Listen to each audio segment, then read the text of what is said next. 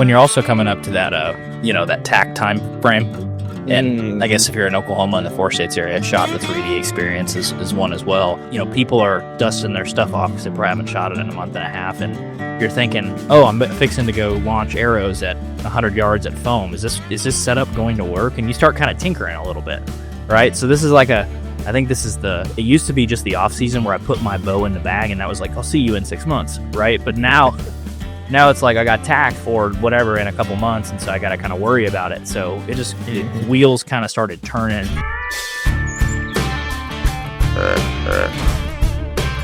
Well, hey everybody, welcome back to the Hunter's Advantage podcast.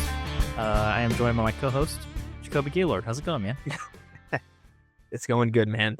February came and went. January came and went. February is about to come and go. But I don't know. Are you planning on doing any turkey season this year? I know you got a little bun in the oven, or I guess Lauren does, but little, yeah, no, not little anymore. He's a big bun, but probably not. I didn't get to hunt a single time last year for turkeys, and then especially having anywhere from a newborn to a 8-week-old and move and everything. No, not gonna happen. So I've heard from, because both my brothers have kids or a couple kids.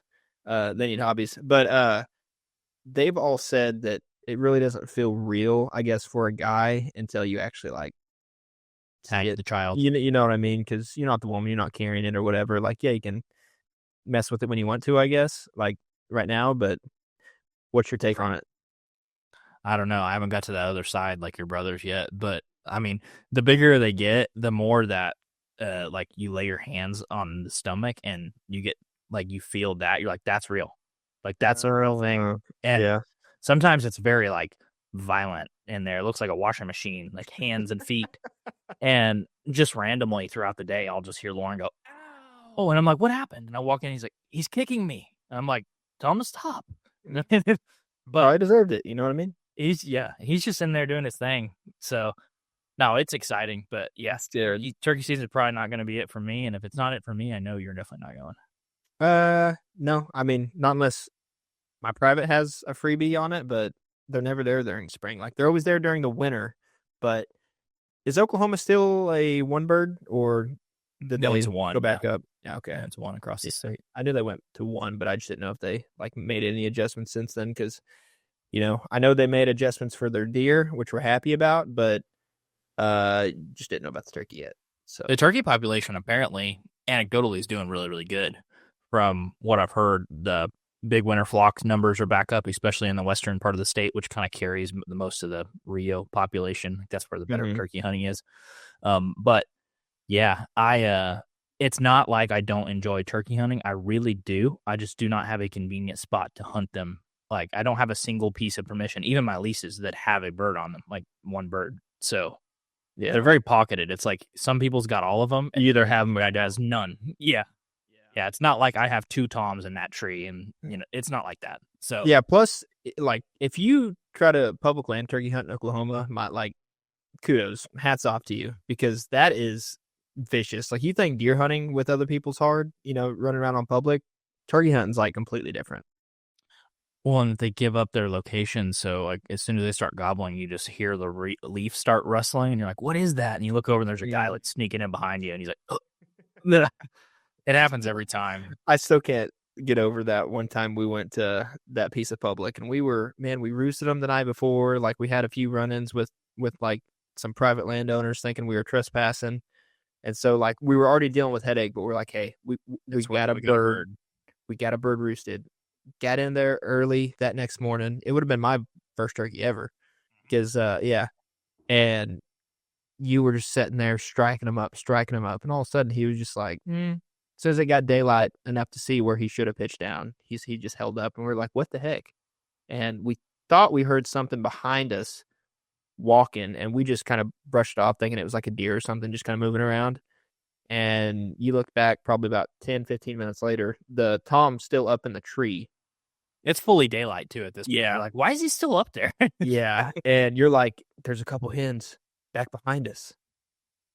And you're like, that's a decoy. Yeah.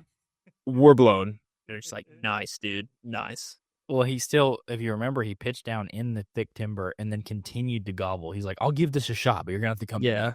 get Yeah. me." Like, yeah, those guys had snuck. They had basically snuck behind us. The bird was on the limb, already awake, gobbling, and they'd snuck all the way behind us and just set up right there. So, yeah, if it was convenient, like 30 minutes in the house, I'd be like, "Let's go give it a shot," you know. Mm. But I don't even have a spot. There's not a single piece of public down here you can turkey out. Yeah. Man, I've been trying to find some hogs. Like I texted Mason, I texted Carol. Carol actually called me today. I don't know if he just pulling my leg, but I was on the phone and I didn't answer. And then he texted me and he was like, "Well, I had some hogs on camera and we're going to go after them, but never mind since you won't answer." I was like, "Damn." Like He's probably hopefully he's kidding. not. He probably was, but it's still. I was freaking out a little bit. Yeah, I want to find the hogs. I was talking to Jesse about that, and I was like, "Can you bow hunt them?" And he said, "You can." He said, "Why do that though? You can shoot them at night with a gun." I'm like, That would be cool. Also, now I don't know "Yeah."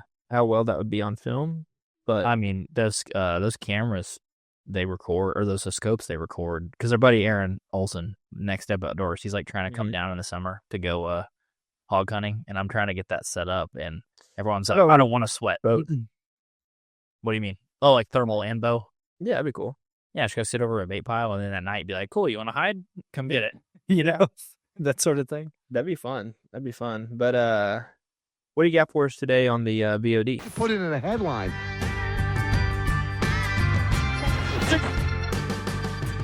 Today it comes from 2 Corinthians 12:9. It says, "My grace is sufficient for you, for my power is made perfect in weakness. Therefore I will boast all the more gladly about my weaknesses, so that Christ's power may rest on me." That's good. Good, huh? That's good. I like it. You know why? Why is Your- that? Your boy has a lot of weaknesses. You know, my dad would probably say I have more weaknesses than strengths. Yeah, so this is Paul writing to the Church of Corinth. He wrote 2 letters to them, I believe. And I don't know. I always find a lot of Is this Paul George? yeah, the ex Thunder player. Yeah, he was alive about 2,000 years ago, writing letters to the early church.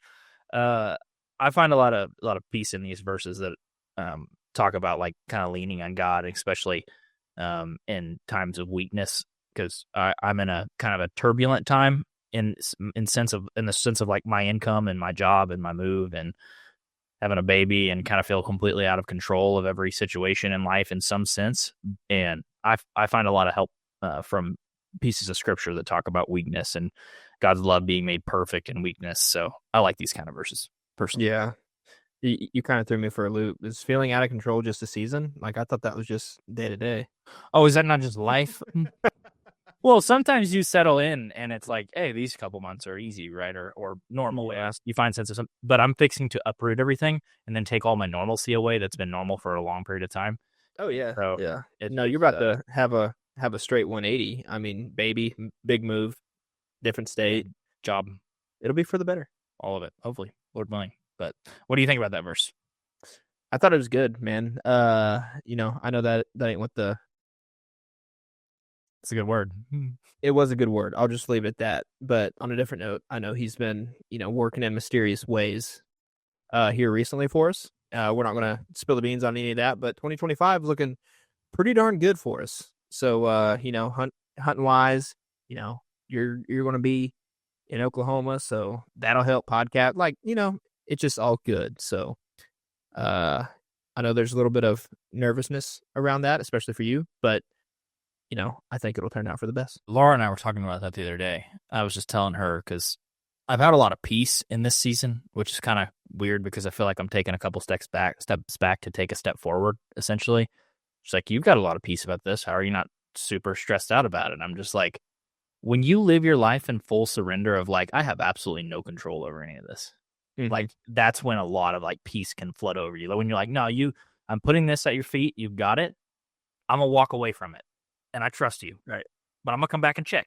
I hope you work on some of this. Now, Yeah. I want to reiterate it because I've known you basically my whole life. So just for the people listening, I want to emphasize like there's a difference in surrendering and just jumping off, head first into something stupid. You know what I mean? Oh, yeah. Like there's Yeah. some thought behind everything. Like, but thought and everything can only go planning, I should say, can only go so far within that. Yeah. So Yeah. Well, I bought a side by side today. Did you get a trailer? Not yet, but I bought a side. Nice. Bought a side by side. Can't take it anywhere, but I got one. What do you mean? It has 4 wheels. I can drive it wherever I want. Does it have a license plate? I don't think so. Okay. Oh, Pick up a client. Yeah, I'll be there in like 7 hours. Dude, we're only like 30 goes to where? 5 miles an hour. You're gonna Yeah. a little while. That's it. 2022 Can-Am Defender. Nice. I'll send you. I'll show you. It's all black. I'll show you a picture of it right quick. Yeah, you need to get some like 35s on that thing. It kind of got a little. Flip it out. It's kind of got a little bit of stuff going on already. But I was looking for one, and I actually went to a dealership yesterday to get one because for people that are listening, I'm getting into like land sales, and basically they were like, I saw what it cost to buy one new, and I was like, that's not happening. Or even a used one. Even a used one up there, I was like, I don't know how this is going to work. Did you have this one off of Marketplace? Jake Ayers literally texts me while I am talking to this guy at the dealership and says, you need to call me right now. A land agent from Claremore texted in the group text that day and said, I'm selling one, and it's this. Sorry. That looks nice. It's got 150 hours on it. Yeah. Now, let me ask. Above or below 15? It's above 15. You ain't finding one for 15. Yeah. Yeah. Okay. I lied. I did find one for 15. It had 14,000 miles on it. Nice. I was like, dude, we need to burn this thing. Like, this is insane. Well, that's cool. That's cool. I mean, I'm just saying, like, I assume you got a good deal on it because I don't know what those things blue book for or anything like that. So a new one's like $5,000. Dude, that's a truck. No, it's more than a truck. That's more than I have in my truck. I bought my truck for $29,000 6 years ago. Stupid. That's awesome. Well, yeah. I mean, think of it this way though. That's probably that is going to be the bigger purchase. If you get big purchase, if you get a double axle trailer, you're probably and with the drop down gate, you're probably looking at new, probably 5, I would think. Oh, you can find one for $3,500 down here. Yeah. Because they make a lot of trailers, though. They move a lot of volume down here in trailers, as you probably know. There's like different Texas trailer companies, and they're like, sold. Yeah. Yeah. So. Now granted, mine was used, and it ain't like great paint job or anything, but it's an old mowing trailer. I got mine for $1,200, so. Not bad. It's good. When you think about it, it's literally a platform with some wheels on it. You're like, this couldn't be too much. Yeah. Well, one of these days, like as soon as I upgrade, now I'm going to have to like upgrade probably twice where I have like 2 trucks going, but I want to take the one I have if it's still in decent condition and like the Yahoos doesn't like T-bone somebody with it. I want to kind of turn it into a little rig like Justin and Jordan or Jordan has. Oh, we just camper on it. Yeah, that'd be kind of cool, I think. Yeah. You could probably even get you a smaller trailer to do that on, I'd think. You could, but if you only got $1,200 in it, who cares? Yeah, kind of. You could also put a 4-wheeler on the back of it, too, if you wanted to drive. You know what I mean? Yeah, that is true. But no, that's exciting, dude. I mean, wow. So is he just going to hold it for you, or? No, he's actually going to bring it and drop it off at my grandpa's in Big Cabin. Nice. Yeah, so I told my grandpa, I was like, you're going to have a toy for a little bit. He said, I won't drive it. I said, bull crap. That thing's going to have probably 1,400 hours on it before you. Yeah, but dude, what the heck? It's like, I don't know. That's what it had. That's lousy. Yeah, I'm burning the ships. There's no turning back. So I'll see all my homies very quickly. But for our topic of today, we've been talking about this over the phone, over like 3 or 4 conversations the last couple of weeks, and we thought it's been a hot topic. We might as well do a podcast about this because we've been talking about it so much. But we kind of wanted to just do an episode about arrows, arrow weights, broadheads, just kind of everything arrow talk, because there's some things that we're thinking about, especially as we kind of start to expand into our Western hunts and territories, different things on broadheads and arrow weights. And so I think today we're going to talk about kind of our journey and where we started, and then kind of go year by year on the different broadheads, fixed versus expandable, and weights of arrows that we've tried, and some of the results, and then probably where we're going to end up on different pursuits this year. Mm-hmm. Now, I mean, I think it's a timely topic too, because you got to think like, most of the hunting around the country, if not all, I don't really know, has wrapped up, right? And if you're anything like us, you kind of like to look back, what you did and didn't do. And especially if you're like videoing it, and you're starting to put out the hunts, which we have been putting out here lately. So if you haven't seen those, go check them out. Just a little side note, Christian's put out his elk video. We put out a Nebraska pronghorn, Nebraska mule deer, and then we got some Oklahoma public land videos out as well. We got one about the drought permits there too. Yeah. Yep. But yeah, so with all that happening, we get to watch some kill shots and like the good and the bad, and it just makes you reflect on the season, which I think as a listener, you all should probably be doing too, because you don't really want to tweak mid-season. So if you don't touch your stuff off season, then like when are you going to do it? So when you're also coming up to that that tack time frame, and I guess if you're in Oklahoma in the 4 states area, shot the 3D experience is one as well. But people are dusting their stuff off because they probably haven't shot it in a month and a half, and you're thinking, oh, I'm fixing to go launch arrows at 100 yards at foam. Is this setup going to work? And you start kind of tinkering a little bit, right? So this is like I think this is it used to be just the off season where I put my bow in the bag and that was like, I'll see you in 6 months, right? But now it's like I got tacked for whatever in a couple months, and so I got to kind of worry about it. So wheels kind of started turning. But I wanted starting at the beginning. What year do you think you got into bow hunting? It was 2016.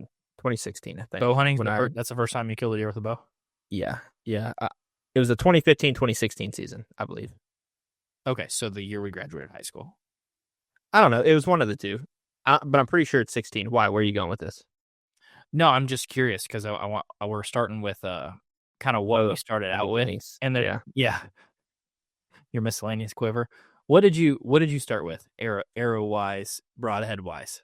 Well, so bow wise, it was my dad's old PSE, which he,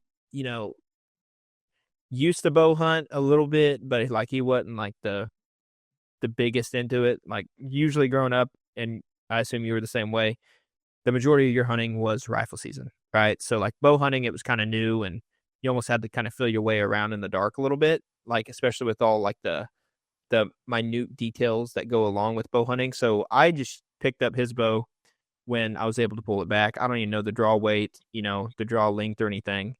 And for arrow wise, or it was an old like PSE, seemed like it had 5% let off because it was tough to pull back. But arrow wise, I don't know the grain or the weight, the spine, or the length. Like we were talking about this before we hopped on, like the way we thought we could shoot an arrow or check it was you put it in there, you draw back, and if it didn't fall off the rest, then it was a good arrow. Yeah. So with that, and then, you just kind of dig your hand around in a drawer or an old shoebox that had some broadheads in it, and, pick the coolest looking ones. And that was your setup. I think my setup was pretty similar. Your bow was even older, right? Yours had to be a 90s PSE. Sorry, it didn't till a thing, trust me. So yeah, which my uncle gave me a PSE Firestorm Light, and I think I started hunting a few years before with a bow, before high school ended. But he gave me that Firestorm Light, and I think it came out in like 2005, 2006. Mm-hmm. But it was a really nice bow for that time, especially compared to like those 90s models that people pull out of their closet, like you had. Mm-hmm. That my dad had one. I would have shot my dad's, but it was left-handed, so I was like, that's not gonna work.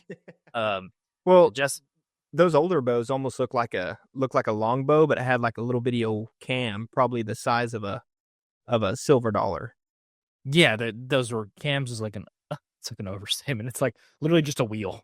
It like turns. Yeah. But, I started with that, and I used to just go to Walmart and buy those Carbon Express arrows in the 6-packs, and wouldn't trim them down, wouldn't do anything. And then also, by the way, I didn't learn that there was adjustable draw links until like in college. I didn't know you could adjust. No, college for sure. I didn't know. I shot my first bow like this for several years. I remember going to deer camp one time and them going, Justin, why don't you change his draw length for him? And he's like, it won't fit him. And I would shoot my bow like this. Yeah. And it wasn't accurate at all. I'd be like this. No, I remember. It was fun. I would shoot basically whatever broadhead I got. Sometimes some Muzzy fixed blades. We used those for a long time. NAP Thunderheads. just a variety of broadheads. And I never really had much penetration issues, but I also didn't take shots over like 15 yards, and I shot a lot of fawns. Like Mhm. like in the beginning, probably shot my first 3 deer were probably fawns I or think bucks yeah. I mean, I think with a bow. the first ones I killed wasn't fawns because those are the ones I probably missed because they're a little bit smaller. But, yeah, no. I mean, you gotta understand though, like, the learning this was at the time when you had to take your deer into check-in stations, and I know for the older people listening that's older than, 30 are like, "Oh, that ain't too old." Well, mainly talking to the younger folk here that grew up with, like, rangefinders and all that stuff, like, we I just have one of basically those. I did forgot yeah, about that. basically did what you guys did, but we just are luckily, we're in our older 20s, and so now we get to do what is good now in our younger years. So it's like we kinda get the best of both worlds a little bit. I don't know where I'm going with Transitional that, but transitional generation. You basically, say, whatever they call that. yeah. I mean, I shot a few deer early on with that Firestorm light. One in the neck, one little fawn, and I never really knew that there was even an issue or a thing with weight or broadhead consideration because Mhm. you didn't really have high speed internet at the time, and so you didn't know that was like even a thing. Which, by the way, arrow weights are something that I don't even think came into the conversation until, except for going down and making your bow faster. The heavier stuff is very very new. So Yeah. I bet you growing up, I shot a. If I had to guess, was probably shooting somewhere around a 400 grain arrow. If You I think had to so? like, I'd think so. I would see, I don't know because, like, most of mine were those heavy aluminum arrows that we shoot at birds Mhm. and stuff. Like, what do you think one of those would weigh? I don't know. The aluminum are heavy. Yeah. Yeah, So, they're like, pretty heavy. that's the only reason I would be like, I think mine would be a little bit heavier because now the broadheads, I could have just based like, I think it would be safe to say that whatever was most easily the easiest thing to buy at, like, a Walmart or something is what we would probably have been using. So, probably anywhere from 100 to 125 grains Yeah, the up front. Allens. Yeah. Mhm. And then, I don't know, so I would probably say the arrow weight plus, let's just say 125 just to, because I think those would be the most popular ones. I don't know. We might still be shooting the same, but I guarantee it wasn't the same broadhead or same arrow length every single time. No, that's what I was gonna say. If you watch those old hunting videos, I think a lot of them in the '90s, the ones that Justin had at his house that I'd watch, those people shooting the heavy aluminum arrows, a lot of them were like blowing through animals with fixed blades and had really really good performance. But I don't know if you remember in like 2008, 2009, 2010 when Justin was super into bow hunting and I was starting to get into it. Speed bows were super in at that time. So there Speed was like bows? speed. Like, do you ever remember the PSE Omen? Mm-mm. Okay, it was like the first bow that got up to like 370 feet per second. And now bows are like 340. But like Right. they were trying to go speed demon, so arrows were getting lighter and lighter, and they were trying to like bring the bows up and up and up. On the speed Mm. from the speed perspective. So I feel like we went from a heavy arrow phase just naturally with aluminum into carbon, which was light, and then into Right. these faster and faster bows. And everybody was like, "I want to shoot fast bows. I don't give a frick about arrow weight or anything like that." So I think that's where we came from. You shooting heavy stuff with the aluminum, me shooting probably pretty lightweight carbon.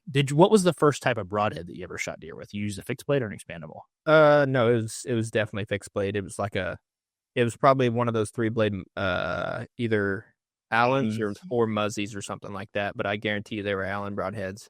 But I don't know, like, you could never really it's hard to look back and, like, criticize the performance because of how much you didn't know, because, like, if there's no, like, control there, then you And can't really in bay say too. yeah, yeah, for sure, and so, like, my arrow was probably flying sideways and, hell, I might not even have been pulling the bow back as far as it could go, you know what I mean? So, there's a lot of unknowns there, so to be able to compare it, I don't know, but I do know that from today, it feels like you can kind of grasp your errors a little bit and kind of realize, okay, what was you, and then what might have been like an equipment error on the side. You Hmm. know what I mean? Yeah.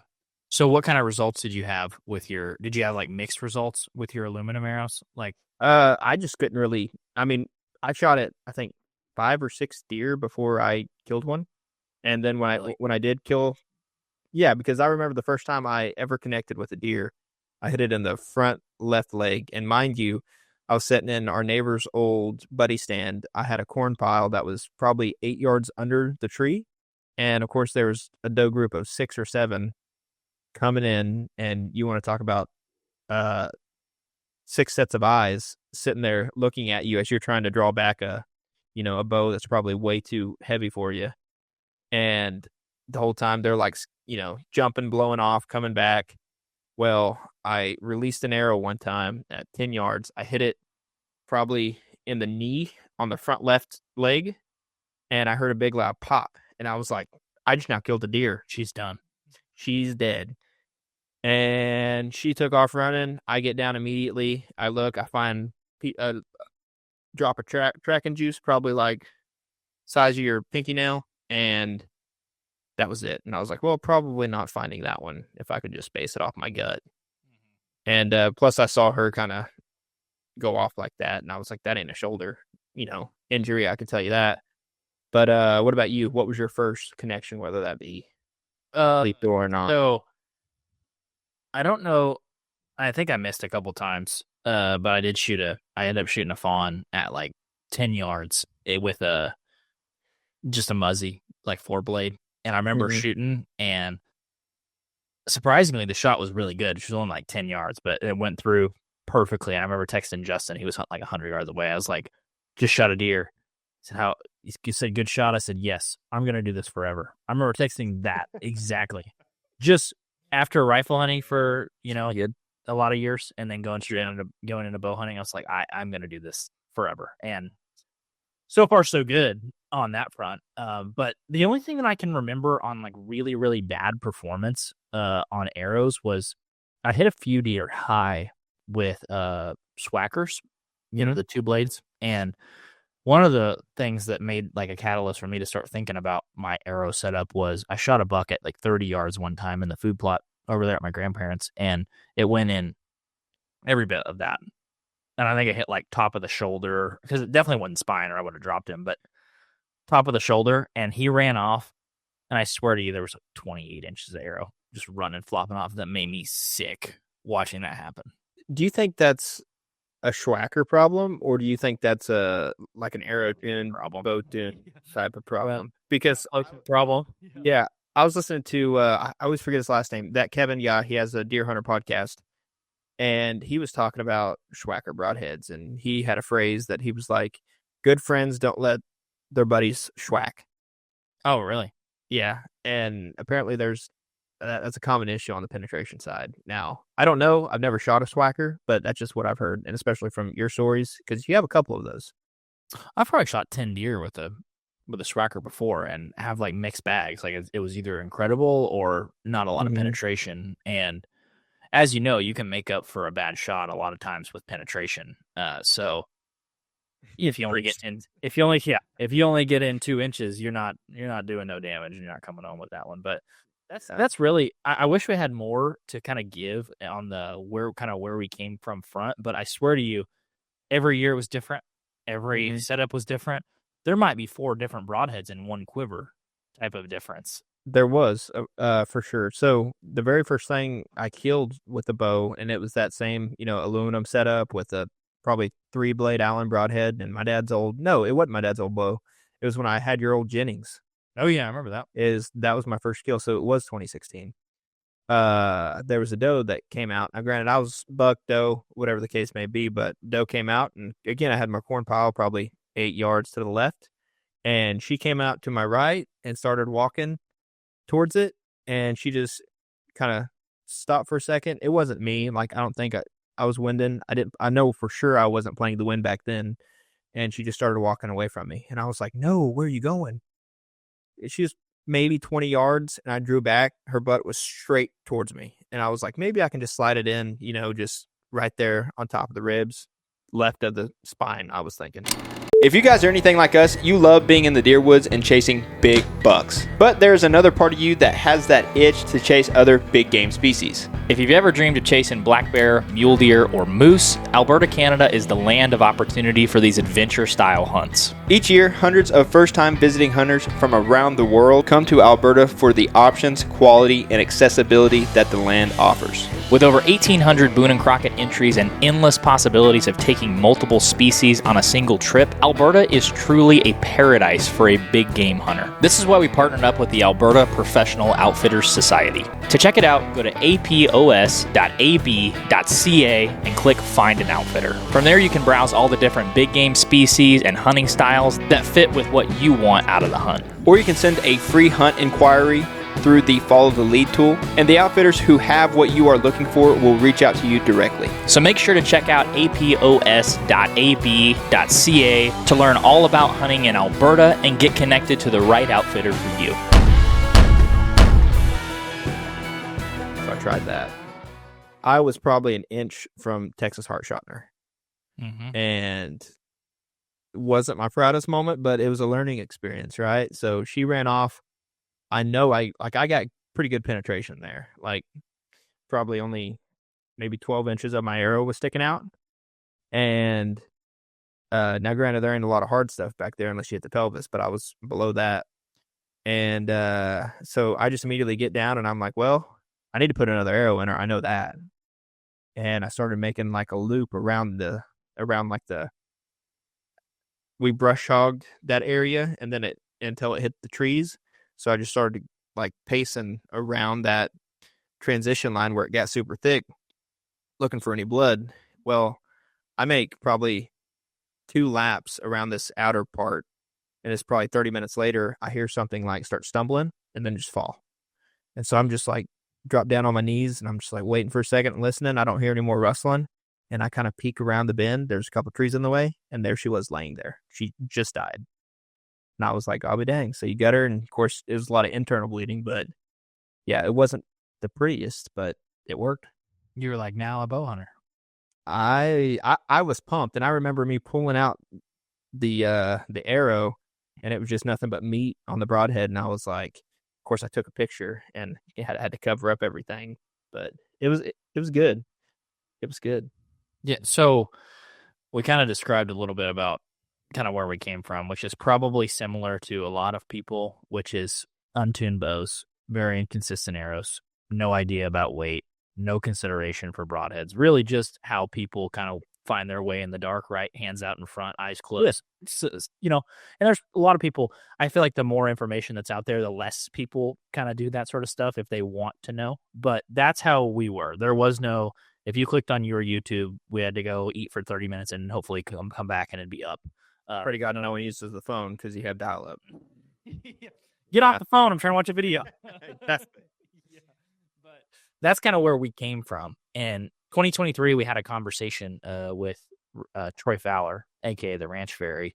And he virtually and very sternly, I think, kind of pointed us in a single bevel, heavy arrow direction. What did you kind of take away from that conversation I think we had with him in 23? Well, the first conversation we had with him, I took away everything because I knew nothing. I was so nervous going into that podcast because I didn't even know what spine meant or was, or was grains weight. Like, how come you don't just call it weight? I didn't know. And so going into that, like, everything was eye opening. And looking back from what I know now, it's like I can re-listen to those and kind of piece together like exactly what he was talking about that I couldn't understand, and like everything's starting to make sense on that side of it. But yeah, so I was a newbie, but you, on the other hand, I remember you were kind of fiddling around. Like, I took the stance because I didn't really know. You first started getting into those Easton FMJs, those full metal jackets, right? Yeah. And so we had at the time similar draw length because you didn't really know what draw length was, mess with yours yet. Yeah. And so I was like, whatever you get, I'll just get as well. And that's the way I did it. But what was your kind of first steps into that? And like, what made you go from, I guess, Walmart or Academy arrows to, ordering Full Metal Jackets and stuff. I'd seen a few people that had used them, and they were, I think those Full Metal Jackets for the 340 spines or 300 spines were, I think, like 12.1 grains per inch. So I remember I Now, kind of explain got it it. for people that may not know what that means. And like, Each inch of the shaft is 12 grains. So you take your 12.1 grains and times it by 29, if that's how long your arrow is. And that gives you just the shaft weight. And then you add your fletchings and your insert and everything else. And that kind of gives you your total weight, including the broadhead. I kind of got into the heavy aerospace just through choosing those arrows. I didn't really know they were heavier. I just knew they had kind of a carbon core and then they had an aluminum jacket around them. After using them for a long time, I kind of nicknamed them like single-use arrows. They're awesome. And I started to get a lot better results with those FMJs than I did with anything I'd used before. And the reason was because they're naturally a lot heavier. I mean, I went from probably somewhere in the mid 400s, ranging right 400 to like 480, somewhere in there for 10 years. And then getting into the FMJs and then running a Luminoc as well, or Nocturnal, I was getting into the 525 was a range that I shot for a long time, like probably 3 or 4 years. I was having like really good results, even with expandables. Even with expandables, was having good results. Like no issues with shoulders. Like I wasn't shooting them in the shoulders, but I was shooting a lot of does around that time and had really good results with expandables and swackers and rages. And I used that for 3 or 4 years, and that kind of got me into the. I remember shooting deer with the FMJs and just being like, I'm blowing through deer like I've never seen before. This is weird. Because I was shooting a broadhead. Were you doing like any tuning with your bow or paper tuning or anything like that? So at that time in 2019, I moved to Austin, and I went to Archery Country for the first time, which is like kind of Rogan's home shop now. And I've got to know Tank over there, and he kind of, I think, helped me tune my bow. So I Tank, such a big old boy. That sounds like a big old boy name. That's his. Yeah. He didn't even muscle. You don't get the name Tank from not being a large individual. He's a super cool guy. No, I know. I've just tossing out a bad joke. That name is awesome too. Like, yeah, I wish my name was Tank. But he helped me with like anchor points, understanding anchor points, how to shoot a release correctly, paper tuning. So I think he tuned my bow for me in like 2019, and I started getting really, really good results on deer. Just blowing through them. And so, at that time, Jake Ayers was letting me come shoot a lot of does at their place, and so I was getting to shoot a lot of deer. So I was getting better at shot placement and stuff too. So I kind of got into that heavier realm, just naturally through just messing around and buying a nice set of arrows. So I didn't really know that's what I was getting into. And then you kind of got into it as well. Yeah. I mean, you could definitely tell that because obviously I'm not going to use my dad's old aluminum arrows that literally had the artificial feather fletchings. They didn't have like actual plastic fletchings. Do you remember that? Oh, I remember. You should that bow. Yeah. And mainly because I think I lost all those arrows. So I had to go buy the Academy arrows. And I remember this one time, dude, I even took it to 2 different bow shops because granted, I didn't have a lot of money back then, but it was college. And I bought 12 new arrows from Academy, and I spent like maybe like $80 or something like that. But I was like, you're like, these are deep, nice. They had like a turquoise fletching. I was like, dude, these are bad to the bone. Went home, that next weekend, shot my bow to try to sight it in and stuff, and I couldn't get them sight in. And I was like, what is going on? Like, I would switch up the arrows that I had before because I only had like 2, but I was like, hey, I'm going to need like a fresh dozen for this upcoming season. And switched those other arrows, and, I was driving tacks. And then I switched to the turquoise ones, and, one would hit, then one would, be a flyer left, a flyer right. And I went and got my neighbor Trent because he had a Matthews and, similar draw length and stuff. And I shot his bow and his arrow and all that stuff. And, I was hitting consistent. Obviously, the bow set up for him, but I was hitting consistently where I was for me on his bow. And he shot mine, and he was getting flyers and all that. And he was like, yeah, when you first called me, I thought it was you, but no, there's something fishy. And he was telling me like it might be like a bow, a bow timing issue or whatever. And so I took my bow to the first shop, and I'm not going to name drop any names because I probably wasn't specific on what I was trying to tell them about the bow. And they couldn't find anything wrong with it, and uh, started shooting it some more, and it was doing the same thing. And I took it to a different bow shop, and he was like, "You got your arrows with you?" I was like, "Yeah." Brought him in one, and he was like, "Buddy, these things are youth arrows." They were 500 spine. Yeah, yeah. And for those that don't know, 500 spine is the lightest you can go. Those should have blown up in your hand shooting them.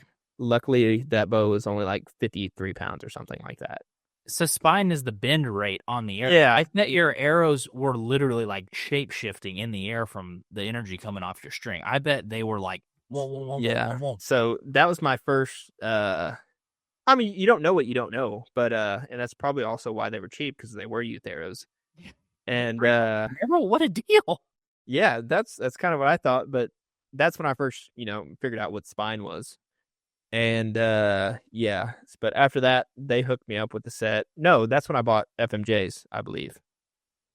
And then, everything was smooth sailing from there. But I actually like the FMJs because that's what I shot that decoy buck with, the FMJs and the Grim Reaper Whitetail Specials. And it was a mechanical, and it did a pass through. Now, granted, it ain't like the pass throughs that we get today with like a single bevel and stuff like that, but it was still a pass through.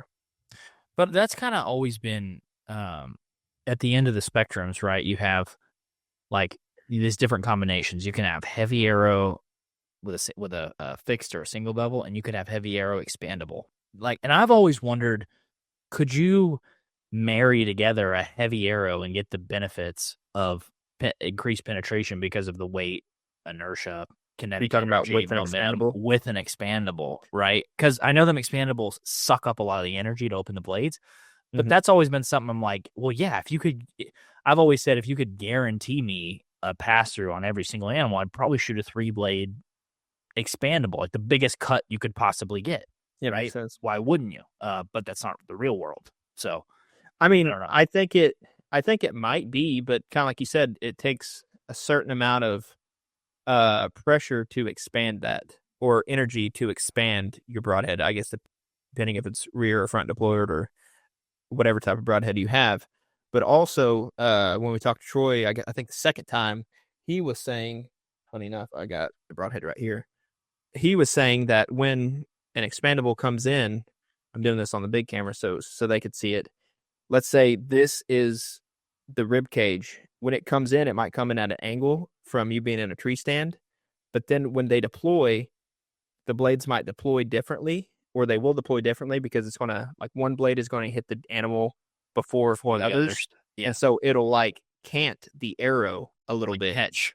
Yeah. Mm-hmm. And so that is something also that to think about that I was just never aware of at all either. So that could also hurt your penetration, even if you have a lot more energy going with your heavier setup for the expandable.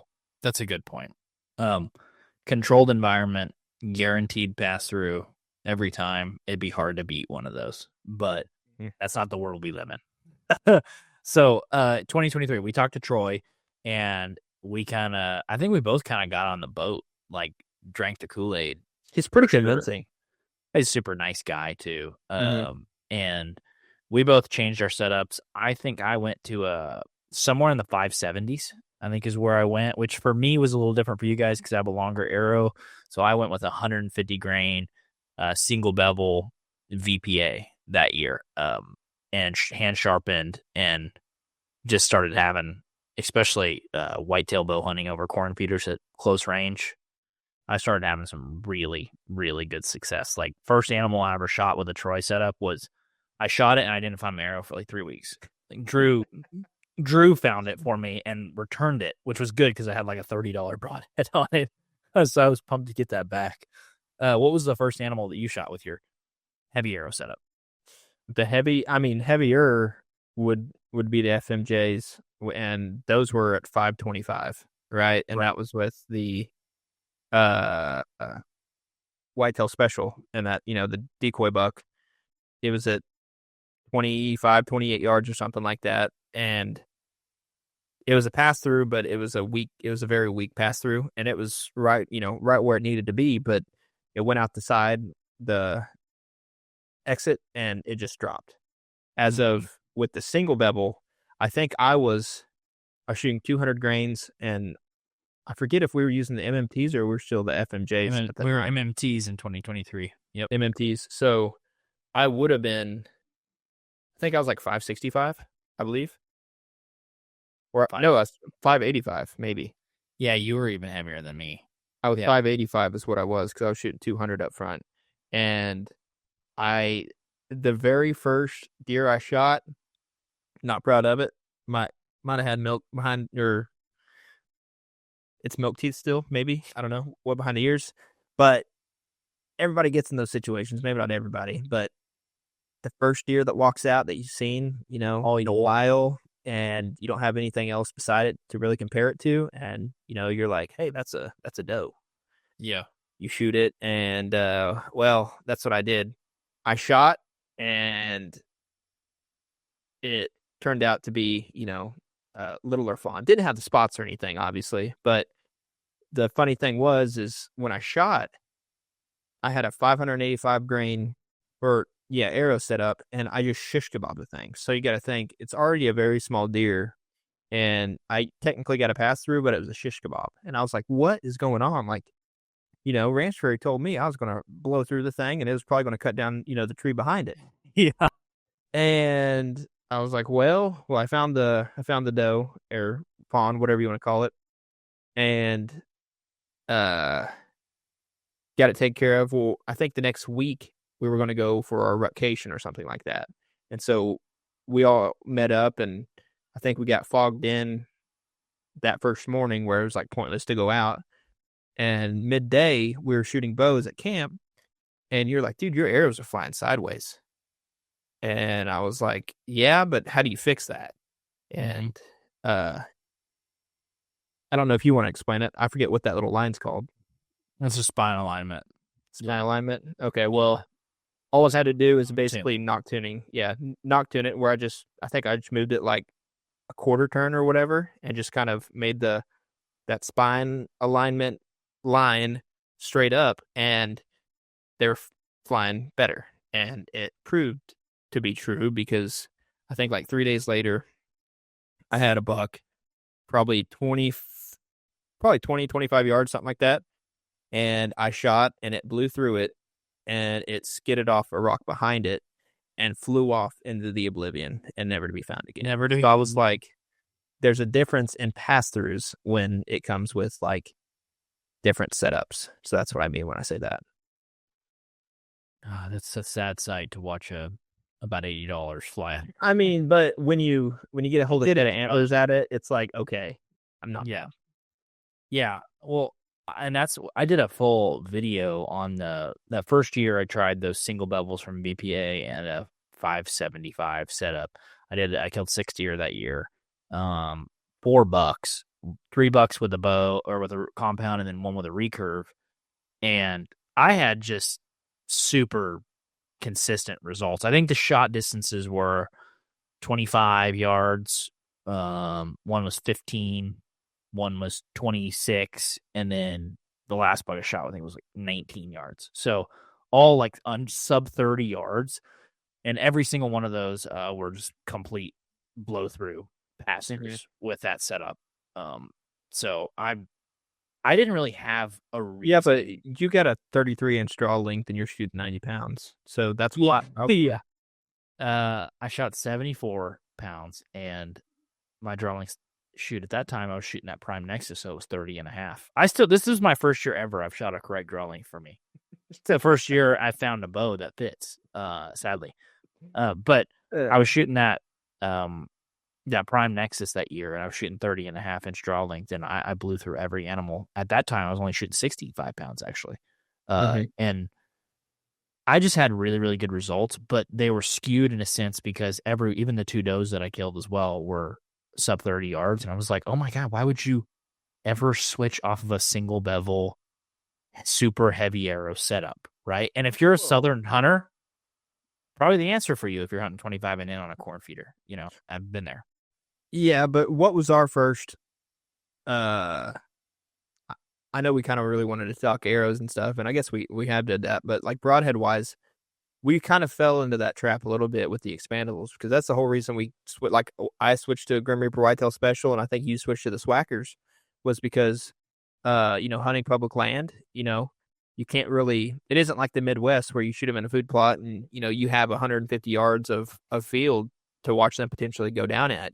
When you shoot them on public in the mountains, it's like you shoot them and then 3 seconds later they're out of sight and you can barely hear them, and then you got to track them through 9 foot tall grass, or you trying to blood track something in pine needles kind of sucks sometimes. Yeah. You basically just gotta go rock to rock, hoping to find some blood. But we were like, okay, if blood is the problem, let's just get the biggest cutting mechanical we can, and when we hit one, hopefully we get a pass through, and if so, then it's going to be gushing. Easy blood trail. Because that was our problem. Because in 2017, I believe, we went down there and Jared Hayes shot a buck. Granted, I don't know his setup or what he was using, but he said he backstrapped it. Yeah, that one wasn't. I couldn't find it. Yeah. That same weekend, we were all hunting relatively close together. I shoot that AT&T buck.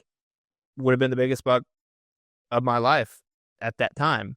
Mm-hmm. And I thought it was money. Like, he was a little bit quartered away. I put it exactly where I thought I wanted it, right behind the shoulder. But his opposite side shoulder was back a little bit. Like, he hadn't extended it. So it wasn't open. So it went behind the entry shoulder and it stuck in that opposite side shoulder. And I was shooting what are those called? Expandable broadheads. It's like a local brand too. Yeah, right. And they're pretty sweet too. They were. I think they would have. I think that one would have did fine because it's just hard to say because I know I wasn't paper tuned and my bow wasn't properly tuned either. Like, I just know. So but it did its job. I think if we would have had the bow dart tracking, I think we would have found that deer, and this wouldn't even have been a conversation. But I forget my train of thought where I was going with all that. Blood trails. We talked to Ranch Fairy, and I don't want to sound like I'm like, in lack of better words, like sucking him off, but he made another good point where he was like, well, how many, like, what's your data set? Like, how can you be sure that an expandable versus a fixed blade actually makes them bleed more? And I'm like, well, that's kind of a good point, because on one hand, you might have one big hole on one side, but on the other hand, you might have two smaller holes on each side. You know what I mean? Mm-hmm. So it's like, it's a give and take, really. But what's your thoughts on all that? It made me think of that buck that you found. This one right here. It made me think of this one right here. Grab that rack, baby. Not gonna lie, this is my second favorite buck I've ever shot. Really? Yeah. My other one that I got mounted from public and then this is my second favorite. So this one you found, and I like 3 years after I shot it, and that buck it's a great example. It was shot at a further range, long ways away, and be transparent. It's shot at 70 plus yards. That's why it was found 3 years later. Don't do that. Yeah, we all make mistakes. Okay, this is we have learned. This is 5 years ago, I think. It is 2020. Yeah. Anyways, I shot that deer, and I hit him pretty much. I want to say like right in the shoulder, right in that area. Yeah, it popped, and I got like 7 inches of penetration, but I hit him perfect, like in the perfect spot. And this is a 2-blade rage and blood trail. You want to talk about a blood trail, man? It was beautiful. Was it fixed? No, it was a 2-blade rage. Oh, okay. That blood trail, when we found that arrow, it was soaked like 10 inches up the arrow. And do you remember following that blood trail up and down the creek? I mean, it was like, oh my God, we're fixing to walk up on this here in a second. When you track something and you're like, okay, the arrow looks money, like you got good blood. Like, it wasn't like, you were pulling out a magnifying glass to try to track it. It's like, Ray Charles could have followed that thing. And we're going up this steep embankment, and you typically, at least from our experience, If they're bleeding that good, they're just right there, dead. Just And then like a big piece. yeah, 10 yards up that embankment. Like as soon as it starts to plateau, that's usually where you find them, and I'll let you finish it. Well, we go over the embankment. We take one step into the thicker grass and we jump him. And there was a bed there. It was a big blood in the bed. And we're like, this deer's going to be dead. Just jumped him. Probably tracked him transparently, probably tracked him a little too early. It was a single lung hit for sure is what it was. It was the perfect spot, just not enough penetration to get both. And we ended up tracking him for another mile? No, maybe not a mile, maybe a little under a mile or something. It's probably 3/4, something like that. It was a ways, and eventually just ran out of blood, and was found. And time, because it was a Sunday evening. Yeah, Sunday morning. That made me so sick because I knew that deer was dead. That was another situation where blood tracking dogs, like, we would have found the deer. Yeah. We would have found him. That's just what it was. It sucks because now looking back through life, I'm like, dude, there's situations where like we're going to find this deer. And like now we used to be so helpless. And now I'm like, if you hit this deer decent, we will find it. Right? Yeah. We will find it. And that makes me sick. But yeah, that was a situation where didn't get a lot of penetration, but got a fantastic blood trail and just didn't end up coming home with a deer. And I feel like if I would have got an extra 2 inches of penetration or 3 inches of penetration, that might have been the difference between finding him dead in that first bed or not.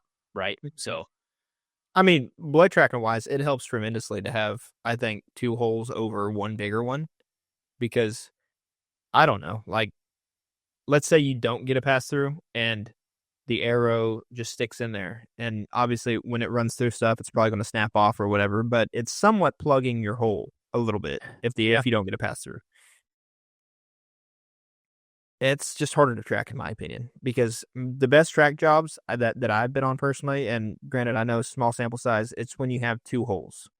And, because that way it sprays on one, sprays out the other. And like, it's just more chances to find blood. Because I remember, like, from the deer that I can remember that I don't get full pass throughs, like I shot a doe one time. I shot it at like 40 yards or something. It was kind of quartered away. I stuck it right there in that pocket. Definite hard shot, but she just fell over and it was done. Mm-hmm. Well, she didn't hardly bleed at all, even though she probably ran like 5 yards. And when I went to gut her, all the internal bleeding, like, it's going to die. You're going to kill the deer, but it's just, are you going to find it in a good amount of time? Yeah. I'd rather have the blood like on the leaves and stuff than in the belly. Well, and then I remember when we talked to Troy, he was talking about the blood, the holes, right? And how that hide as they run, what does it do? It goes like this. And there's only certain opportunities where the two line up where blood can come out. So having blood on or holes on both sides gives you more opportunities for those to line up and they can spray on both. That's such a good point. Yeah, it is. Which one? Okay, let's say you only have one and it has to line up and it's plugged. It's like, good luck finding that. Now, the more and more we get into like drones, the more and more we get into, a better tracking dogs that are trained, the less of an issue I feel like that is if they're, tracking off the interdigital gland. But even from a pure killing perspective, I want 2 holes. I want to get through the animal. Yeah. Even if it's a smaller hole. Like, I'm okay with that. That is a good point with the dogs and like wanting 2 holes, because I don't know, like and I know we touched on this before, there's a idea out there, or maybe it's a hypothesis, that some people want to actually leave the arrow in because they think that the arrow is just inside, just doing more carnage. Right. Right. Well, we talked to him about this, and I think we all had a similar opinion where it was like most of the time it's either lodged in a bone or stuck on the opposite side shoulder. And like it's not just or in there doing carnage. Tissue. Yeah. Yeah. Like, it's not hitting anything vital. And most of the time, if it is, then like it's probably just a small percentage, if that makes sense.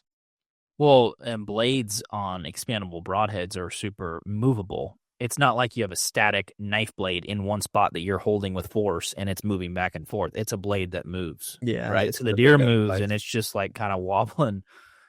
At least that's how it's. And if it's front deployed, like if it ain't lodged, like it's gonna be dangling off the side as it's running and jolting through things. And so, or rear deployed, whatever it is, it's going to close back.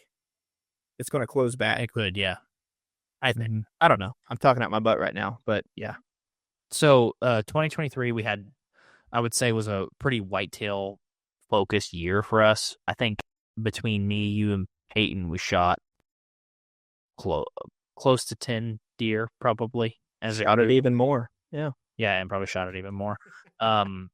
So that was good. I didn't really have a whole lot of complaints with that weight setup. I remember there was one thing that kind of, and it was like at the end of the season, thankfully. But it was like one thing, you have those little bitty moments sometimes where you're like, hold on, let's think about this a little bit. I shot at a doe in January that year because I go down and try to have like a Domageddon every once in a while with our buddy Jake, and he was like, first doe that comes in, and it's all you. I'm like, cool. Doe comes in.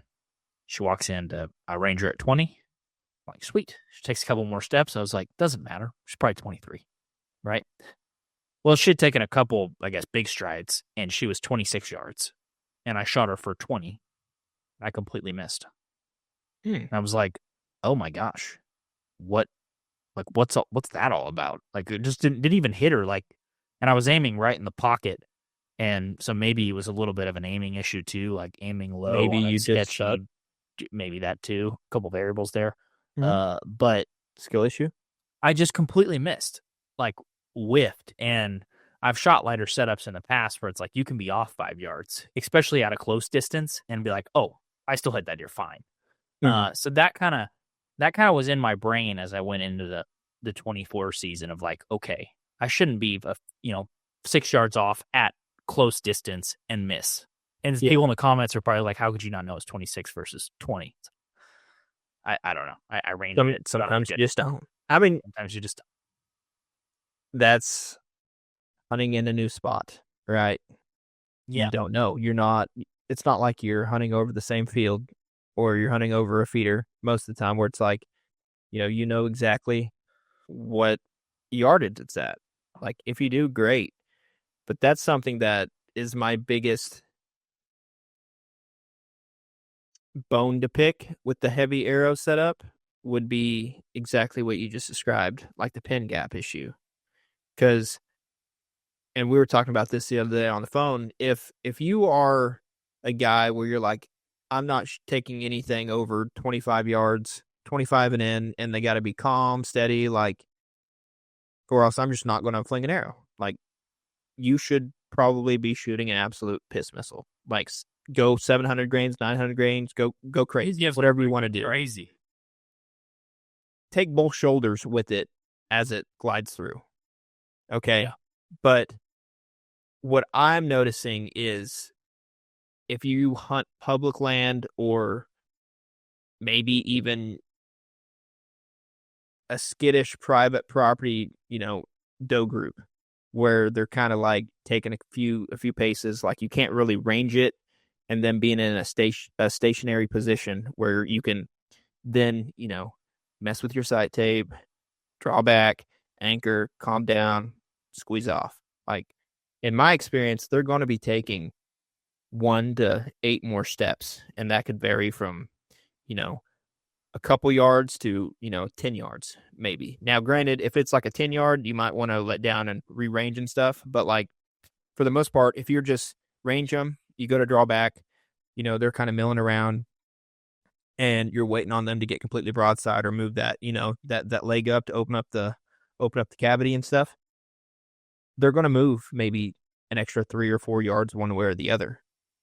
And if you have a heavier arrow setup, your forgiveness is a lot more or a lot less, because there was an instance that happened. Well, shoot, dude, I'm blanking. Oh, in Nebraska, where we were basically setting in a cattle pasture overlooking like these little ravines, and we were sitting in between a cornfield that was on private and these ravines where these cuts, whatever you want to call them, where the deer were bedding. They were deep like cedar cuts. They were awesome. Yeah, no, they were cool. Well, we were sitting there and we had a buck walk out 92 yards, 86. It got within like 75-ish around there. I kept ranging it and it was like 75, 78, 75, 78. So I was like, I'm pretty sure it's 78 because like the 75 is probably just a little bit of the grass in front. So I tell, Jesse, hey, I want to take the shot, get ready. And I draw back and we just released this video. So I could like hear myself. I'm like, he's walking towards us a little bit. I'm waiting for him to get broadside. So I assume he took a couple steps towards us a bit. And as soon as he went broadside, I shot. And in that moment, like from what I can remember, it felt good. And rewatching it, it looked good. It looked like it broke clean. Looked like it was a good arrow flight, but it went over the back of it.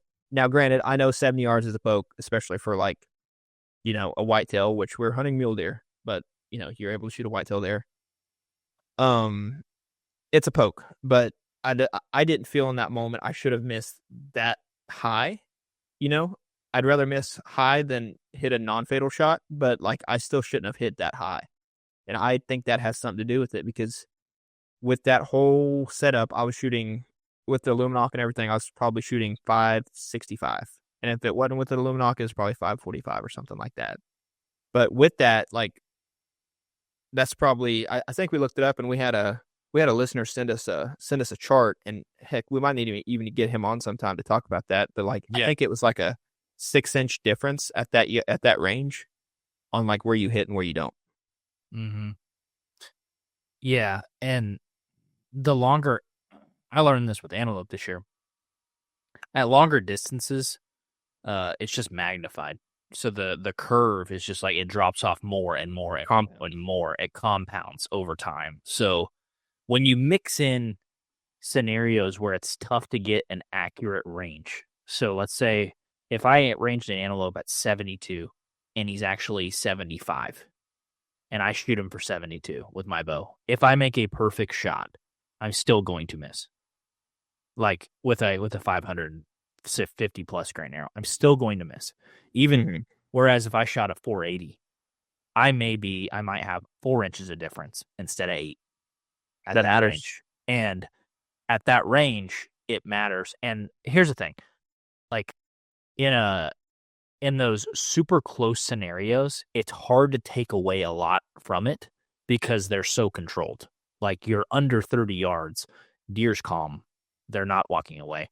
They're staying there. Easy aim point. No rush. They're chilling. At those on public land, especially on deer, on antelope, on muley, whatever, you realize that rarely is it ever perfect.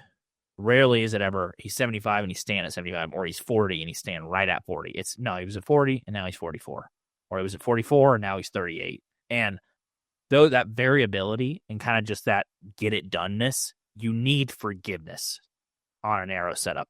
And that is the big drawback that I've seen on the heavy arrows is they're past 30 yards and even under 30 yards. They're not very forgiving.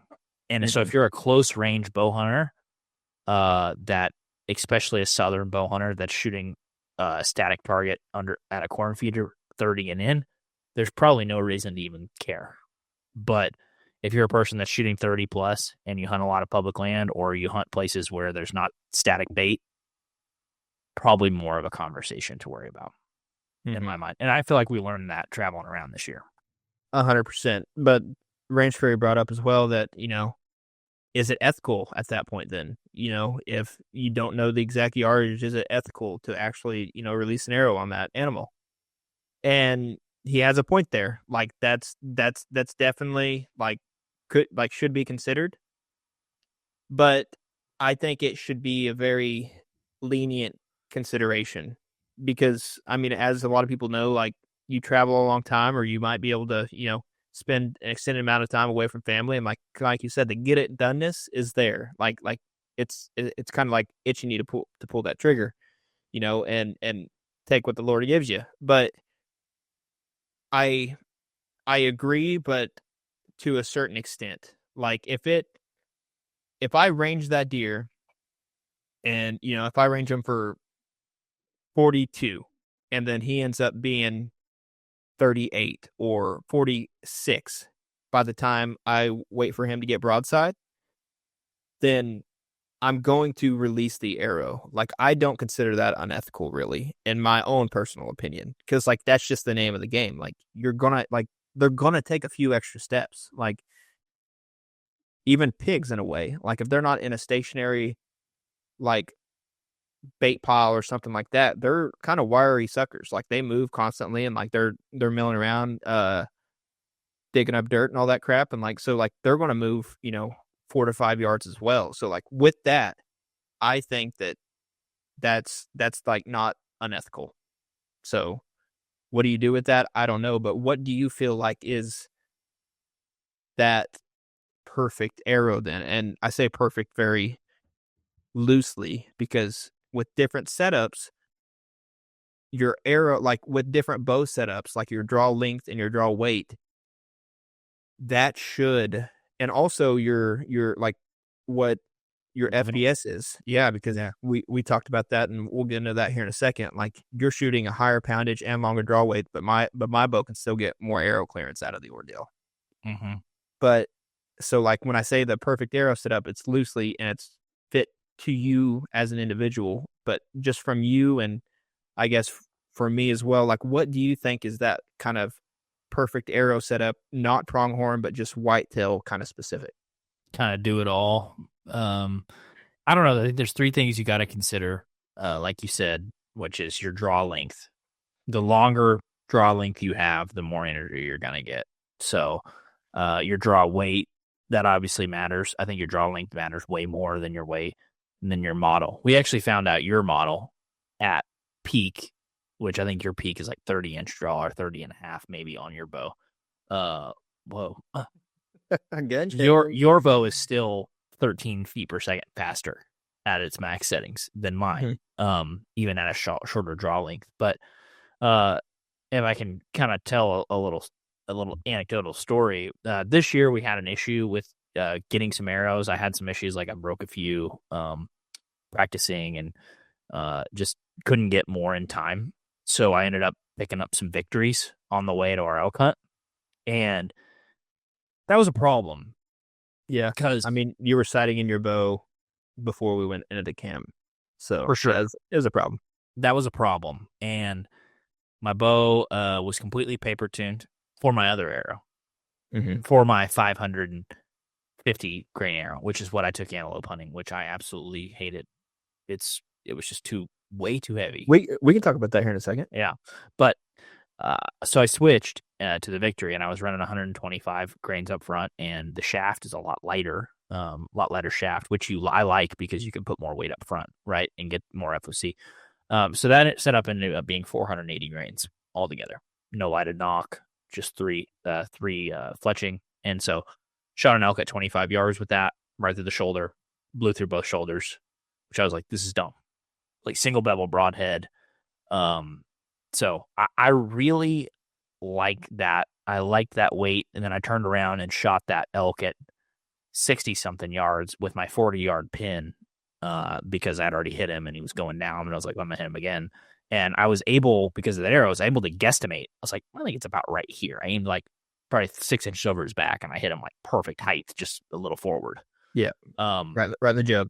Yeah, which I think for me, at that arrow weight, with my draw length and my draw weight and my bow, 480 seems to be a sweet spot. Dudley has a kind of a different approach. He says shoot the heaviest arrow you can while still maintaining 280 feet per second. That's his philosophy, which kind of makes sense in a sense, because you're like, okay, that arrow weight is going to be different for everyone. It's going to depend on their draw length. It's going to depend on their draw weight. And it's going to depend on their bow. So for me, that 480, I shot 2 bucks, an elk, and 2 does, and I got 5 pass-throughs. So it's weird because I shot a 570, and of course I got 6 pass-throughs, but then I got to a 480, and I also got 5 pass-throughs. I wonder if Dudley shoots expandable or fixed. Expandable. He shoots an expandable. Yeah.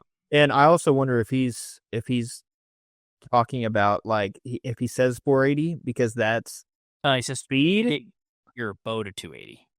Right. But like, is that for speed or is that for trajectory, or is he trying to both? I think it's like kind of that equilibrium, right? Like shoot as heavy as you can while still maintaining this. So like a guy like me, I could probably shoot a 500 plus and still get 280 out of a bow if I got a good bow, right? Like a new Hoyt or a Matthews or something. Mm-hmm.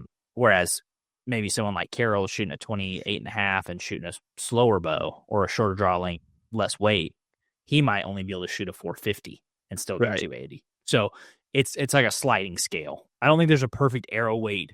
I think there's just a perfect arrow weight for you and your Right. right. Yeah, that's because that's I'm not going to say it, but I think you know I think if there's a spectrum of Dudley, because Dudley's a speed guy, he is. Like I've listened, or at least I, from what I've gathered from listening to a few podcasts, I know that doesn't mean anything, but there's like a Dudley for speed, and then a Range Fairy for weight, right? I think I would fall more along the lines, and I'm trying to be unbiased in this. It's pretty hard since we spoke with the Range Fairy, we haven't spoke to Dudley yet, but like I think I'm a little bit more on the Range Fairy side, but I do see both points. Like if someone held a gun in my head and be like, okay, you got to pick one side or the other, I think I would just from penetration wise and me seeing what a pit like penetration can do. I think the heavier air, like, but what is that exactly? What is considered heavy and what is considered light? I know some people that, shoot 450, you know what I mean? And I personally think 450 is a little bit too light, but there's elk hunters that shoot 460 and stuff like that. So, and like, Yeah. they do fine. Yeah.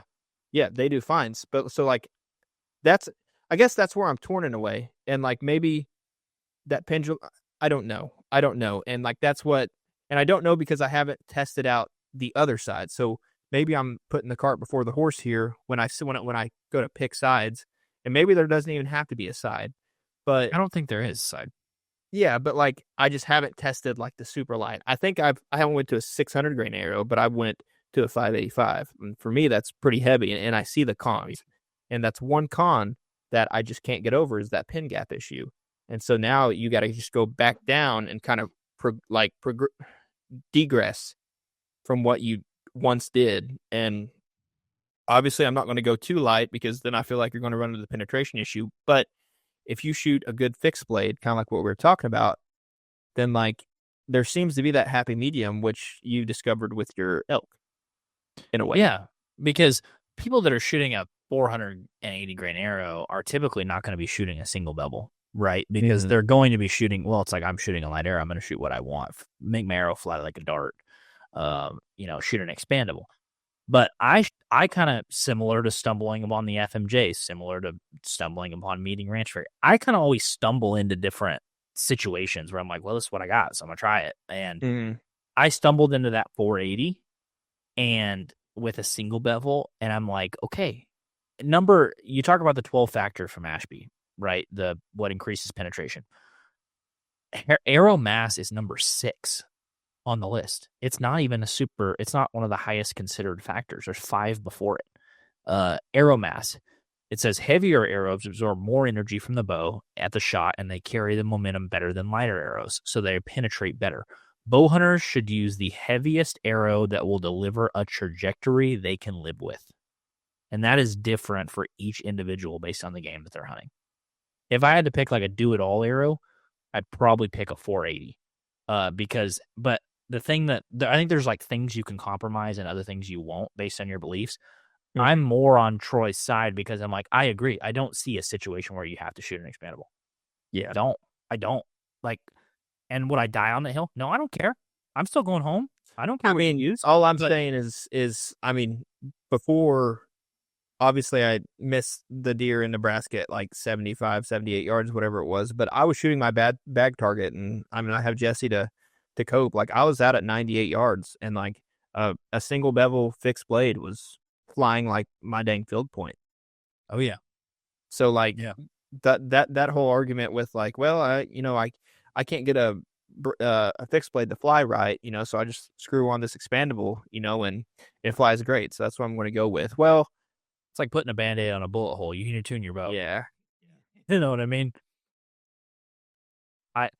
I don't know though. Like that's the thing for me is the structure. Like in the 5 before that are structural integrity, arrow flight, so tune, arrow FOC, broadhead mechanical advantage, which is like having a skinnier, longer broadhead is better than a short, fat broadhead. And then shaft to diameter to ferrule diameter ratio. So your shaft, you lose up to 30% of your penetration potential if your shaft is larger than the ferrule where they meet. So that's basically just like a stop sign. If your arrow's super fat and then your broadhead is, small and they hit, it's going to catch, right?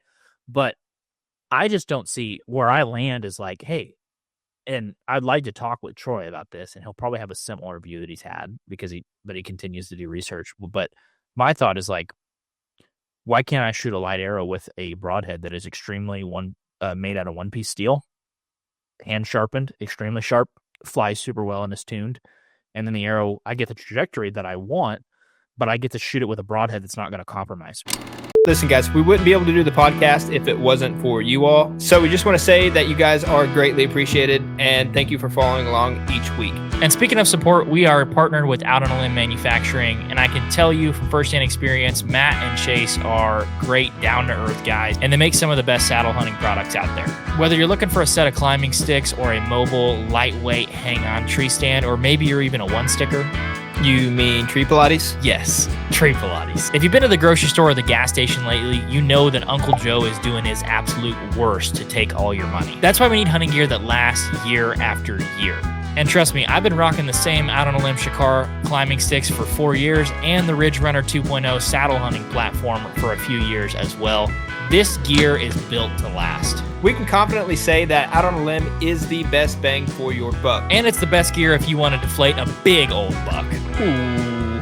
Make sure you use code HNTA15 at outonalimbmfg.com for 15% off anything on their website. So if you can show them the same support that you guys show us, please go to outonalimbmfg.com and use code HNTA15 for 15% off at checkout. Now let's get back to the podcast. I think he would have a similar viewpoint as he has with the mass, right? Like, hey, additional mass is, you put something in motion, it's harder to take it out of motion or whatever. There's the momentum argument, and I totally understand that, but also, we're not shooting Cape Buffalo, and I just wonder, I would love to see the Ashby stuff done on whitetail because we're shooting a much smaller animal. And a lot of the animals that we're shooting, Kodiak, Sitka, Island, Blacktail, whitetail deer, antelope, hogs, all these things are maybe the ones that Troy kills are like 300 pounds, but the hogs we shoot are 70 pounds, or smaller. So we're hunting a lot of small animals, and I just haven't encountered a scenario with that arrow yet that I haven't liked, and I shot it and threw an elk, and I was like, "This is awesome!" It got me excited, which I'm excited to continue to test it. That's what I always sit on. It's like I'm not rested in my laurels. If like you showed me research that it's like, hey, 525 is the perfect arrow, I'm like, cool, I'll try it. You know what I mean? Like I don't. I mean, 525 is pretty slick. Like there wasn't that bad a pin gap, but it was still on the heavier side. I feel like. There's still a little bit more forgiveness you could have. Right. I just don't like being backed into a corner where it's like, no, you're a 400 guy. That's you. Mm-hmm. But you're kind of backing yourself in the corner with the fixed blade stuff. That's one I would rather die on. I'm not going to die on the weight hill, but I would die on the expandable. Well, dude, where we're at with deer tracking, where we're at with drones, if you hit a deer good, we can recover it. Yeah, you just got to kill it. It's not about the blood trail anymore. We can find the deer. We're worried about killing it first, blood trail second. By the way, you hit one through both lungs and you get 2 holes, it's going to be spraying like a water hose. That, and you're going to watch it go down. There ain't no blood trailing needed. Because how many, and again, this could just be experience of like us possibly, I know it's hard to imagine, but us becoming better hunters. But like, I feel like since we've been paying attention to like the arrow setups and like broadheads and like what they can and can't do and things like that, I feel like we have seen a lot more animals go down with our bow, like within sight. So that's cool. Oh yeah, dude, I shot that this one right here, that 7x5, shot him through both shoulders, through the heart. He ran 5 to 7 yards and was like, ugh, and fell over, and I was like, what the frick? Like, I was like, load another arrow. it's weird to watch that happen. And I remember Troy talking about that, like, no, you're gonna watch them fall. I'm like, what do you mean watch them fall? Like, even destroying them with an expandable, it's like, no, they're gonna go 100 yards. Like, they might spray the whole way, but they're going 100 yards. I mean, And what I had a doe last year just this last season. It was at 42 yards and right where you wanted to put it. And literally she ran maybe 25, 30 yards. And then she fell over and started kicking. And it's like, that's what I want. Yeah, that is. And when I say like there wasn't any hesitation on the arrow going through, there wasn't. And so that's like the head, like a 565 is what I shot that doe with. And it went through like butter, but still yet the forgiveness wasn't there. Because for instance, now granted, I would have missed this anyways, but probably 2 weeks after that, I got a doe at 20 yards, and I'm on doe patrol at this point. It's like January 8th or something like that. I forgot to switch my sight tape from, back to 20, and it was on like 56. And it sailed way over the back, but I'm like, is that really? I mean, granted, that's a hard argument right there, but like still yet, I'm not holding that anything to my pin gap scenario, but I'm just saying like it was very high. It almost hit the deer 50 yards back away from the deer. I was actually 3 foot over. You're like, what? Yeah. So as long as you're dialed and like you have a stationary deer, you're good. Shoot whatever you want. But in the instances where it's like there's a little unknown factor, you need forgiveness. Yeah. Well, let's talk about this for a minute. The forgiveness is no doubt. I don't think I would ever, for anything Western, go back over a 550 plus. I want to, on that same vein, I didn't mean to interrupt you, but I want to talk about your pronghorn hunt before you forget. So, but continue. I mean, we could talk about it. What do you want to hit about it? Well, I remember what I was saying. I'll remember this. No, go ahead. I just wanted to say that before I forgot it. No, let's talk about the pronghorn thing because that was on my mind. What questions did you have about it? Well, I mean, your arrow set up like it was 525, was it? No, I think it was in 545 to 550 range. And you were shooting at a pronghorn. What was your closest shot you had on it? Oh, I had one at like 75, and I was like, wow, this thing's in my lap. Like, yeah. Pronghorn hunting is crazy. You get one under 100, and you're like, man, I am the best stalker that's ever lived. This is on like public land, like pretty pressured public land, in the grasslands. So there are probably better places to stalk pronghorn. But yeah, but like knowing what you know now from shooting a 480 and seeing the trajectory and your pin gap and forgiveness, and shooting at 540 grain arrow at pronghorn, and what we've noticed from years past, pronghorn ain't the most durable animal. Like if they get a paper cut, they're like, I'm dead. Like dig a hole right now because I want to jump in it and die. Yeah, I would venture to even consider going lighter, because that 480 for me, the perk of having a super light shaft with those victories is I can put more weight up front. So I was shooting a 50 grain outsert collar and a 125 grain broadhead, the VPA single bevel, and I was still at 480, and I had 175 up front. That's pretty awesome. Like you talk about FOC, I'm getting a lot of FOC. A lot of my weight's on the front, but I'm also shooting a light arrow, which I think is sweet. I would consider going down. For me, I don't know if I'd be able to. I could take at least another 25 off by going to 100 grain broadhead. Yeah, and so you'd be at 465. That'd be pretty sweet. Yeah. 455. Yeah, that would be awesome. The only thing with that is I don't know if it would tune well. I don't know how it would shoot. I don't know if it'd be too light and get thrown in the wind. I don't know. But yeah, hypothetically, that would and again, I want to preference this because I don't want people to think that, we're like on that train of shooting farther is better and stuff like that, trying to expand your range. That's not at all what we're saying. We're mainly when we're talking about, especially going lighter for pronghorn, it's mainly that, again, that forgiveness factor, because as you've noticed last year, it's like when you're belly crawling through that grass and like you can't just stand up on your knees and range it when you're within 100 yards because you'll obviously get picked off. So like you're sitting there on your belly trying to range it. And most of the time, like that laser has to hit something and then come back and connect, right? So like you'll click at something trying to get 70, 80 yards out there and it'll say 6. And it's so like, annoying. okay, well, you're hitting grass is what your problem is. So with that, it's like when you're just inches above the grass line and you're hitting like 82, 86, 79, 85. You're like, okay, which is which? Like, obviously, if it's that distance, don't cut it in half. But like, if it's closer, Yeah, if you're getting 42 and 44, it's like, cool, 43. 43, sick. Yeah. Yeah, but that's what I mean. But also, with that being said, it's like there's that forgiveness right there where if you're a yard off either way, it's not going to like cost you major, especially at that range because it compounds. So that's where we're going at it.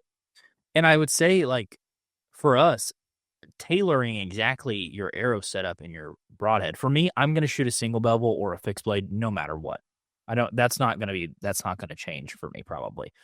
What I will change is weight depending on what I'm hunting. When we go sick of blacktail hunting in August, I'm not bringing a 550 grain arrow. Yeah. The deer's going to weigh 120 pounds, probably tops, right? They're not big. I don't need that. But when I go moose hunting, am I going to bring a 450? Probably not.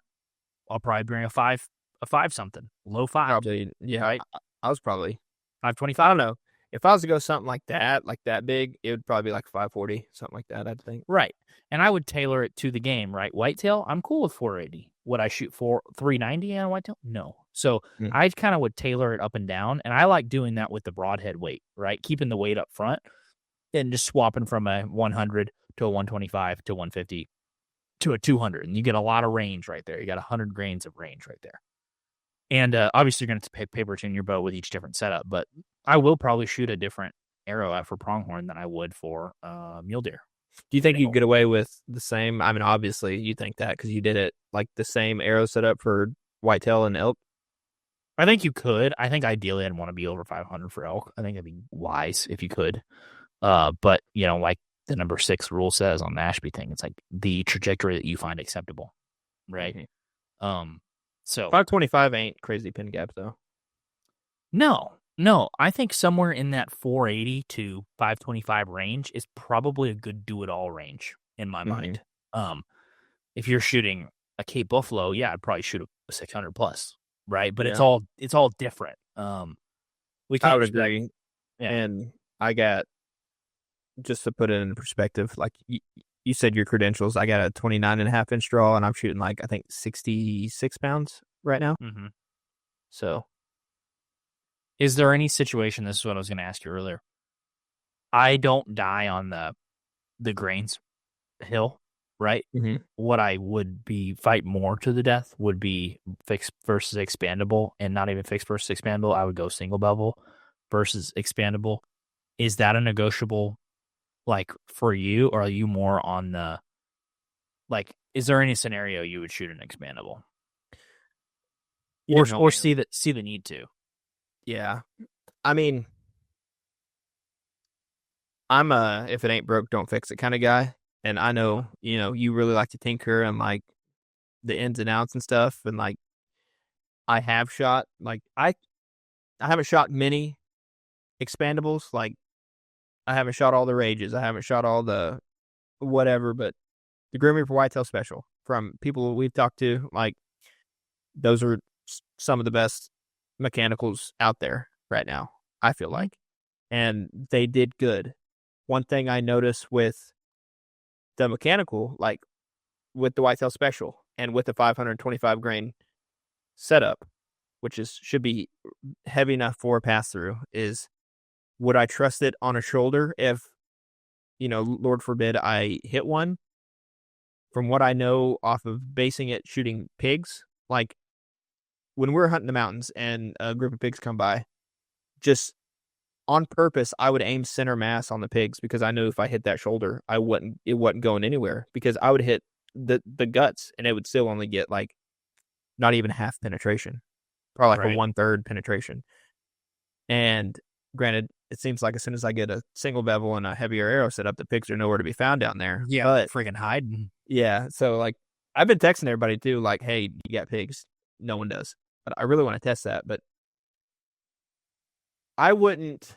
I don't know. Like I like expandables. I like that you could give a really good hole, but at the same time, there ain't nothing more satisfying to me when you just zip through a deer because that gives you the ultimate satisfaction of dead deer to me. Dead. Right. Because if like just me, like there's nothing worse when you shoot a buck and all of a sudden you hit it and you got an arrow flopping out and you're like, oh no, like Not enough. Exactly. But did I hit it at the right spot? If it zips through, it's like, sweet, I can just go look at that arrow and, figure out how long we need to wait. To me, even if I hit one bad and it gets through, gets a pass through, I'm like, good luck holding that. I just sunk an arrow through your entire body. You know what I mean? Like, we call that deflating. No, I mean, literally. Even a deer that you, like, let's just say worst case scenario, like you completely gut shot, but you watch it zip through, like cutting through a bag of candy, you're just like, you're done. Ranch Fairy calls it the invisible deer. Yeah, that was funny. Like commented today. Yeah, I don't say in 2025, I don't see a reason that you have to shoot a mechanical. I don't have anything against doing it. And I only say this because I've shot literally probably 10 or 15 broadheads throughout the entire time that I've bow hunted and killed deer with all of them. And I have nothing against it. For me personally, I don't see a reason to do it ever again on the expandable side, and especially shooting like a really nice, high quality steel that I can shoot through a animal and then resharpen and use it again. Yeah, big. It's just not something I would do anymore. I don't see a situation where I have to use an expandable. But I think that penetration is king. But I think if penetration is king, arrow flight's queen. You need both. You need both, especially if you have any aspirations of hunting a place that is not super controlled. In terms of like whitetail hunting at extremely close distances, you got to have some forgiveness, and I think that's like kind of where I land with it. No, I think that's good. That's a good way to sum it up. But just real quick, I know this is probably not even needed, but there might be some really gear savvy people out there wanting to know. 3-fletched, 4-fletched? Shot both. Which one do you like better? I really like that 4-fletch. Only con of the 4-fletch is, I don't know what a fletching weighs, maybe 7 or 8 grains, some of them. If you're getting like a long grain. That heavy? Some of them, yeah. Some of them are 2.3 inches long. Rip one off, just check real quick. Yeah.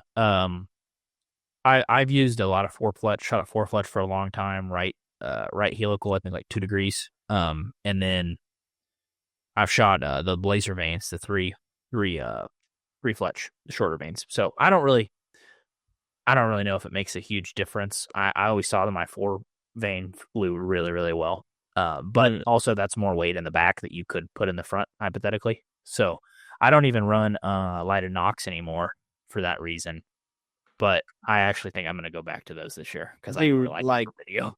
Yeah, lighted Nox, like, yeah, it kind of messes with your FOC a little bit, but like, I think, it adds weight too, right? Yeah, but the benefit is I think outweighs it. Like, yes, for video content, I think it's needed because it looks sweet. But also, I ran into a situation where, how I was talking about earlier, I was trying to shoot a doe at 20, and I had my sight tape on 56, and it sailed over the back.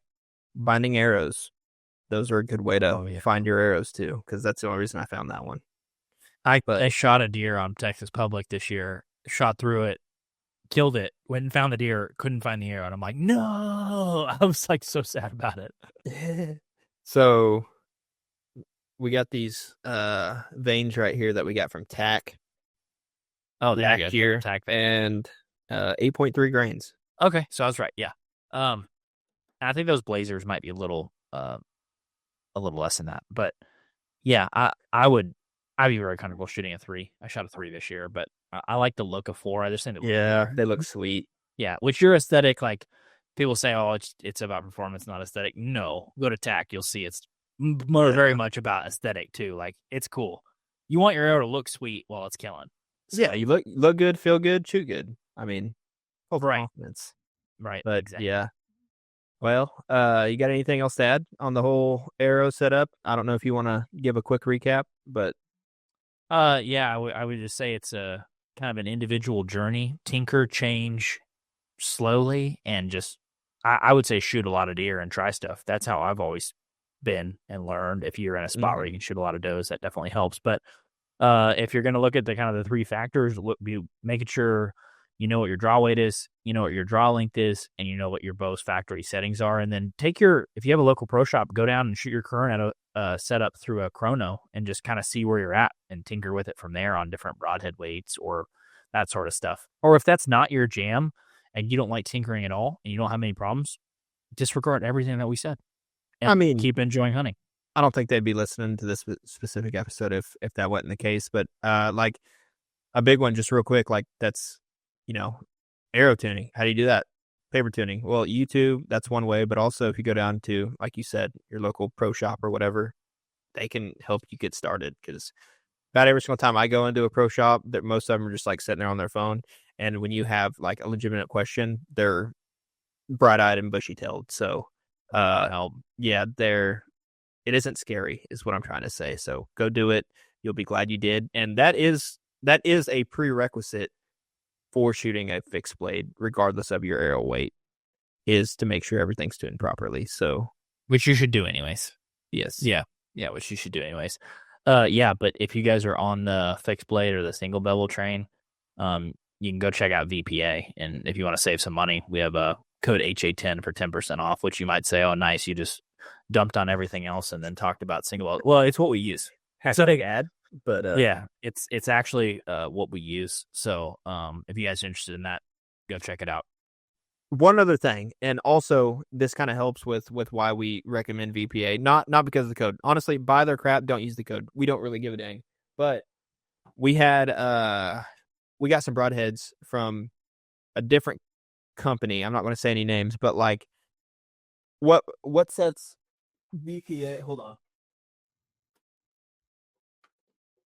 Because I think this is rather important. So what you can see here, I'll show Christian first.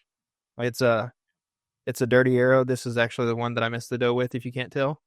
And you have this one. So for the big camera, this is the VPA broadhead, right? And it's hard to tell. And then this is just another broadhead. Well, without saying any names, Christian shot this one at some things to try to test the durability, and it taco shelled. Yeah, literally taco shelled. Versus I've used these things and practiced with them a little bit, shooting a bag target and all that stuff. One might have been a flyer. It was obviously myself after shooting probably further distances than I should have. I hit a T-post and it did not taco shell. So the difference in metals, so like be aware of that regardless which, broadhead you do buy, because that is a big thing on like the material that it's made out of. Some metals are soft and then some metals are hard. And we actually had a podcast with Jeff and Alex from VPA, and that was one of the questions we asked them. And I'm not going to try to quote what they said because they're a lot smarter than I am. But if you want to deep dive even more into that and you're curious about VPA, go listen to that podcast real quick, and then you can make your decision. But yeah, that was an interesting one. Also, while we're here at the end of the podcast, if you stuck around this long, hopefully we've earned a little of your trust. You guys are going to see it on the podcast coming out, pretty soon. But we're now partnered with Numa Outdoors, a sweet apparel company. I got a bunch of their rain gear, their early season gear, kind of just some logo wear and stuff. And I actually killed a buck in their High Point suit, which is like their late season last December.